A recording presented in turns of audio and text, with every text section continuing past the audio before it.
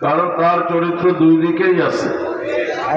সে মক্কা মদিনায় গিয়া পট্টিও বাঁধত, আবার দিল্লিতে গিয়া তিলকও মানত। অতএব সেখানে তাকে পড়তেও পারে, গাঁটতেও পারে। আমাদের কথা পরিষ্কার, আমাদের লড়াই শেষ হয় না, শুরু হয়েছে। এই বিজয় ভারত বিজয় করতে হবে। এক সময় ভারত ভেঙ্গে টুকরা টুকরা হবে, ভারতের প্রতিটি ভূখণ্ডে কালিমার পতাকা উড়াতে হবে ইনশাআল্লাহ। দল মত নির্বিশেষে, ধর্ম বর্ণ নির্বিশেষে ভারতীয় আগ্রাসনের বিরুদ্ধে রুখে দাঁড়াতে হবে। কে কে রাজি আছেন হাত দেখান।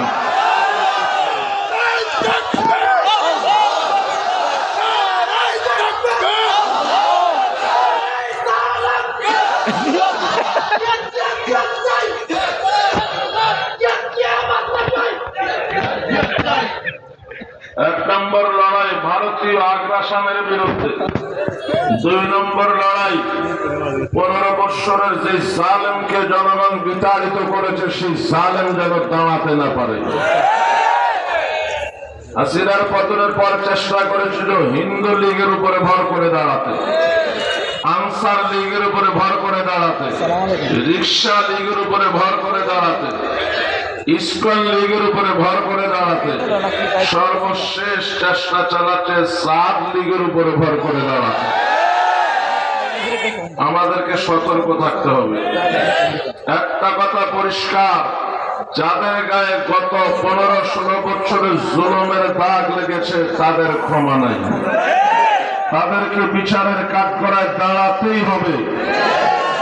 আর যারা নিরীহ আওয়ামী লীগ, যুবলীগ, ছাত্রলীগ, কৃষক লীগ, শ্রমিক লীগ, হাতুড়ি league, helmet league, Hindu league, ISKCON league, রিক্সা লীগ, সাদ লীগ, তাদের ব্যাপারে আমাদের ফরমান হলো তওবা করে আমাদের কাতারে আসো। ওইসব লীগ আর চলবে না। একটা মাত্র লীগ চলবে, তাবলীগ। তাবলীগও দুইটা চলবে না, কয়টা? একটা। কয়টা? উলামায়ে কেরামের মাধ্যমে। কথা বলেন, কাদের মাধ্যমে?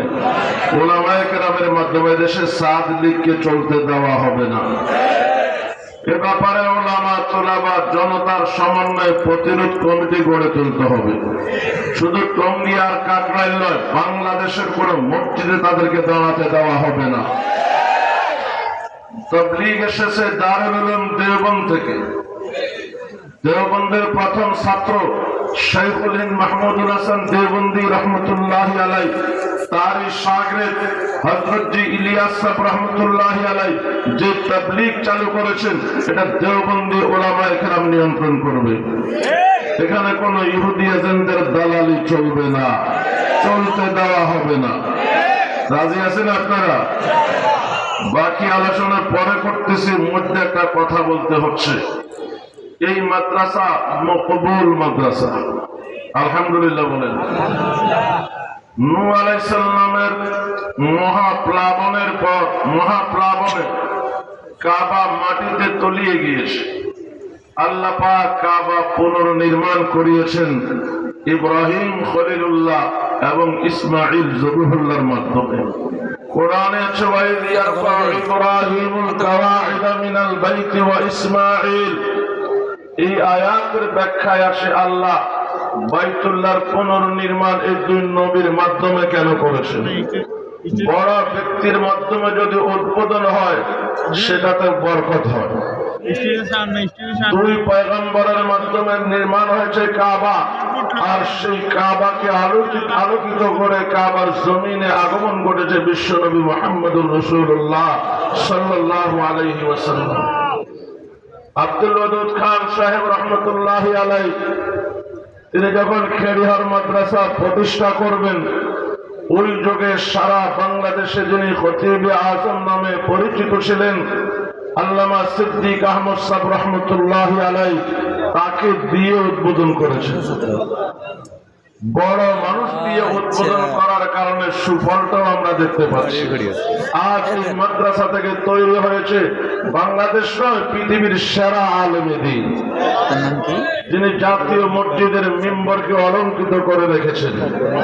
এই মাদ্রাসা পয়দা করেছে পুরা বিশ্বের একজন নন্দিত মুফতি দেলোয়ার সাহেব দামাত বরকাতুহুল আলিয়া। কথা বলেন ঠিক না বেঠিক? এই মুজিবুর রহমানও এই মাদ্রাসারই সন্তান। বুনিয়াদ ভালো, যার কারণে ফসলও ভালো। এই মাদ্রাসায় আপনারা দান করলে মাদ্রাসার বড় উপকার হবে, বিষয়টা এমন নয় যে দান করবে সে উপকৃত হবে। কথা বলেন। আর যারা কিতাবের জন্য বা বিভিন্ন খাতে দান করেছেন বলতে পারবেন মুফতি আব্দুল মালিক সাহেবকে যে মাদ্রাসা তৈরি করেছে ওই মাদ্রাসায় দান করেছে। এটা সহজ কথা না। নবীজি সাল্লাল্লাহু আলাইহি সাল্লামের দরবারে এক ভিখারি এসেছে। নবীজি সব বিবিদের ঘর তালাশ করে দেখলেন কিছুই নাই। ভিখারিকে খালি ফিরাইয়াও দেওয়া যায় না। নবীজি বললেন, তুমি আমার জামাতা উসমান রাদিয়াল্লাহু তাআলা আনহুর বাড়িতে যাও, আমার সালাম বলিও, আর বলিও আমি বলছি তোমাকে কিছু দিতে। ভিক্ষু উসমান রাদিয়াল্লাহু তাআলা আনহুর বাড়িতে আসলেন। আয়েশা দেখে ঘরের দরজা বন্ধ, ভিতরে ঝগড়ার আওয়াজ পাওয়া যায়। উসমান রাদিয়াল্লাহু তাআলা তার বিবির সাথে ঝগড়া করতেছে। গত রাত তুমি চেরাগের ফিতে একটু মোটা দিয়েছো, তেল বেশি খরচ হয়েছে। চাইলে চিকুন দিলেও পারতা, তেল একটু কম খরচ হতো। উসমান রাদিয়াল্লাহু তাআলা বিবি বলে, চেরাগের ফিতা একটু মোটা আর চিকুন হওয়ার মধ্যে কতই আর তেল খরচ হয়েছে, এর জন্য কি আবার আমার সাথে ঝগড়া করা লাগে? উসমান রাদিয়াল্লাহু তাআলা বলেন, না, তুমি কাজটা ঠিক করো না। ভিক্ষুকে সব শুনে চিন্তা করলো, যে উসমান বিবির সঙ্গে সামান্য চেরাগের ফিতা মোটা আর চিকন হওয়া নিয়ে ঝগড়া করে, সে আমারে আর কি ভিক্ষা দিবে? এই দুয়ারে কি ভিক্ষা দেওয়া ঠিক হবে? আবার চিন্তা করছে, পাঠাইছে তো নবীজি, ভিক্ষা পায় আর না পায় নবীর সালাম তো পৌঁছাইতে হবে। কথা বলে, সালাম পৌঁছাইতে, সালাম দিয়েছে কে? নবীজির সালাম তো উসমানকে পৌঁছাইতে হবে রাদিয়াল্লাহু তাআলা। ঢোকা দিলেন, উসমান রাদিয়াল্লাহু তাআলা ঘরের দরজা খুলে দিলেন।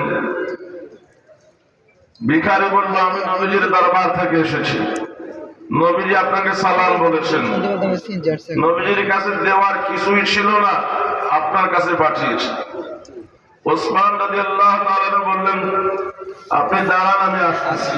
ভিতরে গেলেন, দুইটা থলে নিয়ে আসলেন। এক একটা থলের মধ্যে 1000 স্বর্ণের টাকা, 1000 দিনার স্বর্ণের টাকা। ওই সময়ের 1000 স্বর্ণের দিনার বর্তমান 1 কোটি ভাবতে পারে। তো দুই থলের মধ্যে। ভিখারি বলে, এগুলি কার? উসমান রাদিয়াল্লাহু তাআলা, এগুলি তোমার। নবীর দরবারের ভিখারি। ভিখারি বলে, বিষয়টা বুঝলাম না।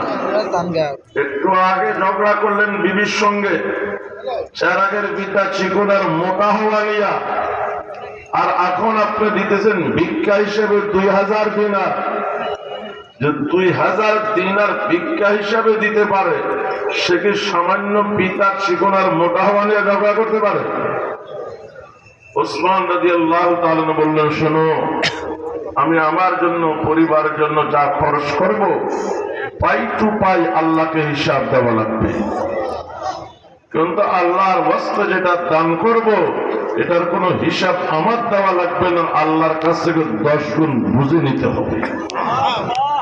যেটা আল্লাহর থেকে বুঝে নেব, সেটা যত বেশি দিতে পারি তত লাভ, আর যেটার হিসাব দেওয়া লাগবে সেটা যত কম খরচ করতে পারি সেটাই লাভ। এই মাদ্রাসা বড় মানুষের মাধ্যমে শুরু হয়েছে, বড় বড় মানুষ তৈরি করেছে, কিয়ামত পর্যন্ত তৈরি করবে ইনশাআল্লাহ।